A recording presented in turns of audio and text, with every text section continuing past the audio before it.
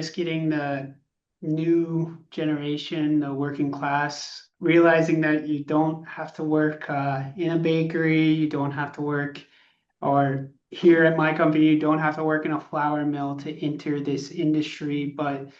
it's really not that well publicized. There's really hasn't been an emphasis on there that you can be in sales, you can be in procurement, you can be in marketing, just to have that extra knowledge from the bakery side through organizations like ASB, through cereal and grains. It needs to be publicized and look, starting really at like high school age students, like this is a great industry to be into.